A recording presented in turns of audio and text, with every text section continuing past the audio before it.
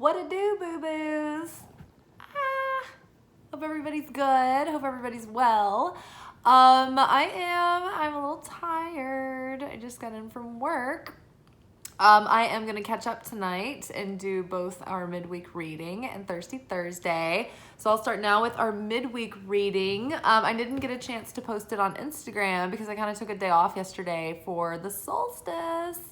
And I spent all day out in nature, and I had a really amazing adventure hiking to a waterfall and taking a mikvah. And yeah, it was pretty magical. So I was pretty excited. The solstice is the longest day of the year. It's the, I think, first official day of summer and the first official day, I think, of Cancer season as well. So, very interesting, new, fresh energy, new beginning vibes for sure. And our readings this week have really hinted at that, sort of like a shift in the energy, a move in a more optimistic, positive direction, I think. So from the Wild Unknown Alchemy deck, I've been doing the alchemy deck for Wednesdays because it's just a natural follow-up to going deeper into our Monday lessons, right? So the alchemy is sort of like context and assignment and getting deeper and with the advice or, the context of what's happening. So we pulled the void, followed by sublimation, followed by gold. And then underneath the void, we got Page of Cups. Underneath sublimation, we got Three of Cups. And underneath, underneath gold, we got the Fool. So yeah, the void, I'm going to read each of these from the booklet because, I don't know, I've just been loving the descriptions of these. I'm not like super familiar with this deck yet, and as far as like the way Kim Kranz describes these cards, but I usually try to give just a channeled message and then additional points from the book anyway. But the void in general is like beyond this reality, what we're butting up against. It all comes from the void, like all of the substance, right? It condenses in this empty space is where all of this potential is. This raw, unadulterated potential. The universe loves a void. Before this existence, Creator was in a unified state of oneness, but that condensed into this consciousness that stirred into attention that built and built into a pressure and finally burst forth because this tension in this consciousness didn't want to be alone. It wanted to share. But in order to share, there had to be, a receiver. So light separated and created vessel, which was the void. It could contain, it could feel. Actually, it all came from the void. But the void is also an example of that empty space that holds the potential for creation. We have sublimation, which is the ascension of consciousness and transcendence and elevation, right? Everything's kind of like elevating and getting a little bit better and brighter. And like underneath the void of that potential, that possibility, it's like Page of Cups. Page of Cups is a positive message or good news or, something, a positive turn of events, maybe a shift in your heart or some healing or an apology or, a lovely invitation. Right? And it might have been a call to adventure or an invitation to adventure for the middle of the week because, the Page of Cups was followed by Three of Cups and the Fool. The Three of Cups is all about celebrations. It can be celebrations like around the endings or culminations or big turning point moments like graduations and weddings, births, engagements, like things like that. But generally speaking, the Three of Cups is a very like convivial energy of celebrating and kind of partying and getting together with people that you care about. And so then the Fool is all about starting like this new adventure, this new cycle in life, essentially, with a new perspective, a new outlook, right? Unencumbered by the fears of the past, but bringing with us what we've learned and going out into this new cycle. We don't know what we're getting into yet, right? We're just the novice again. So yeah, all very fun things, but it does piggyback kind of directly off of Sunday's message and Monday's message. So if you guys haven't watched those yet, you should watch the weekly energy forecast and go back and watch the weekly anchor message. But yeah, overall, I'm just seeing really good energies here, really positive shifts, a lot of healing, and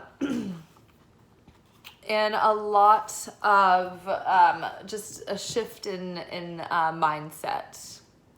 Okay, I'm going to read the Aether, or the Void. Liminal, darkness, destiny. The void is a mystical riddle in and of itself. It cannot be understood by means of alchemy, chemistry, science, or spirituality. It astounds the most adept seeker and humbles the philosopher. From the depths of nothingness, from the depths of nothingness, all feelings and possibilities are birthed. Behind the curtain of our material world, the power of eternal spaciousness is at work. This card may appear at a time when something has been released. A relationship, a possession, a title. But the void is much bigger than any worldly entity. When an alchemist approaches the void, destiny shifts in the darkness. Like magnets, you are drawn to it as it is drawn toward you. Meditation is critical at this time. Just sit and breathe. Surrender to the vastness. There is an electricity between you and the void that is sacred and timeless. From its center, everything is born. To go deeper, watch the movie The Never-Ending Story. Oh, the nothingness. To ponder, the stage behind the curtain. That's a good point. It's like there's a whole other half of the stage behind the curtain, where the curtain is, where all the background stuff is. As an image, the void is a powerhouse. Use it as a point of focus in spiritual practice, in contemplation, or as an inspiration for creative work. The void may be interpreted as the God-sized hole we are tempted to fill in the absence, with something, anything. But the alchemist knows the work is to wait and observe. Interesting. So wait and observe, because the space is creating potential for this new chapter to be birthed. Okay, sublimation.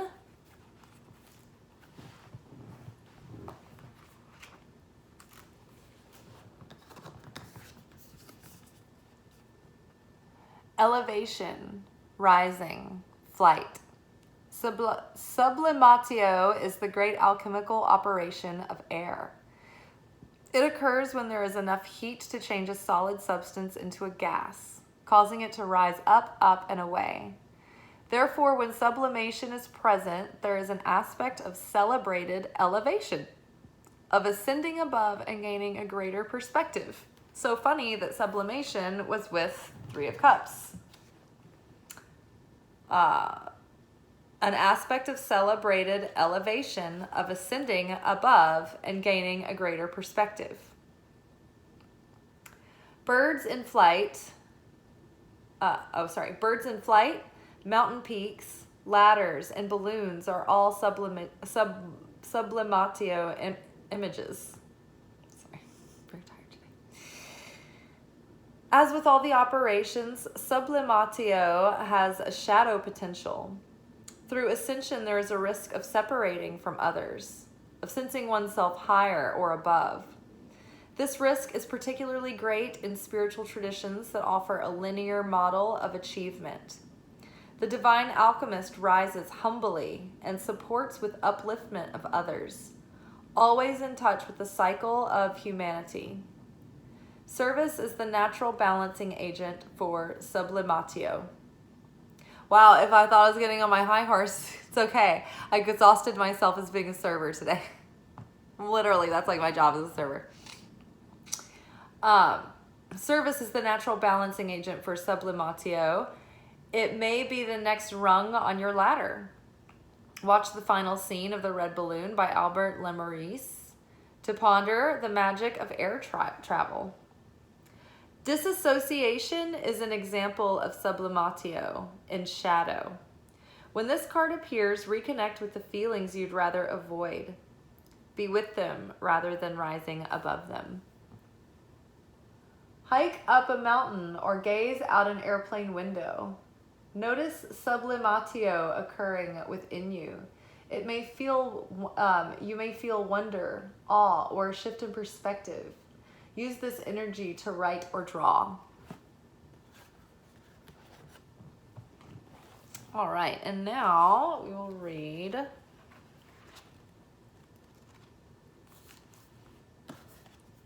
Aurum or gold. Illumination, splendor, culmination. The alchemist's gold is no ordinary gold. It is not found in rings or coins or necklaces. It is a substance buried deep within, sometimes referred to as the gold of the wise. Philosophic gold, the ethereal stone of the divine quintessence, among countless other names. For our purposes, we seek not the physical metal, but the mystical essence within each alchemist. How do we recognize it? It mimics qualities of the metal itself, soft and radiant, and its planetary counterpart, the sun, warm and bright. It's no wonder gold is associated with the heart. When this card arrives, there is something of incredible value at hand. It is marvelous and rare. Cherish it. Get to know its properties and its source. The gold card carries a distinct shadow. If mistaken for a purely physical material, it can lead to greed and excess, causing the alchemist to lose their way. Reverence is the key. So I want to read that part again at the end because it's a bit choppy. When this card arrives, there is something of incredible value at hand. It is marvelous and rare. Cherish it. Get to know its properties and its source. The gold card carries a distinct shadow. If mistaken for a purely physical material, it can lead to greed and excess, causing the alchemist to lose their way. Reverence is the key. Go deeper by reading Robert Frost's poem, Nothing Gold Can Stay. To ponder every path as a noble path. Your gold may be entirely different from someone else's. It is important for the alchemist to respect their own unique journey toward a righteous and resplendent goal.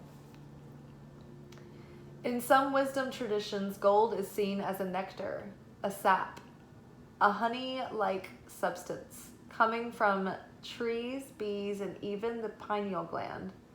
Open yourself to gold's infinite sources.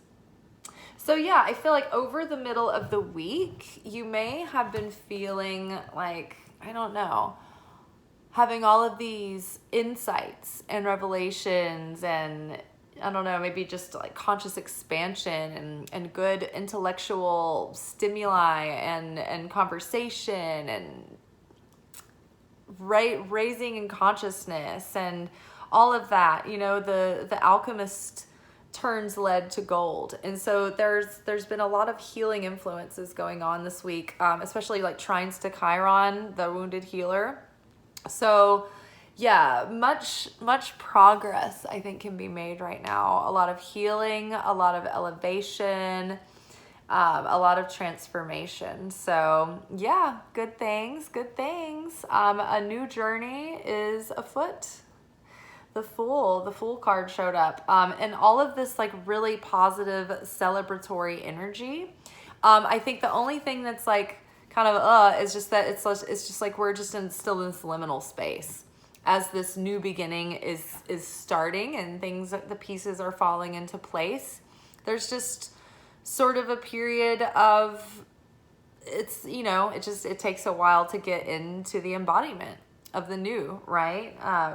We have to go through that chrysalis phase, the imaginal cells being soup, before we can get out of the void. But everything on the other side of it, I mean, we've got Page of Cups, good news, you know, life inviting you to heartfelt experiences in the very most general sense, celebrating, you know, huge new life cycles starting, new journeys beginning, new adventures. Yeah, and something that is of great value and you know, should be seen as sacred and cherished and, you know, not taken for granted. All righty, you guys. Well, I hope y'all have a good rest of your, whenever you're watching this. If you liked this video, then please give it a like or a comment. Anything that you do as far as actions on this video helps the algorithm get this out to other people who might benefit from the messages. I certainly appreciate it so much. I hope you guys have a wonderful rest of the week. I will be back tomorrow for our weekend reading, and stay tuned because I'm about to record our Thirsty Thursday message. Ciao.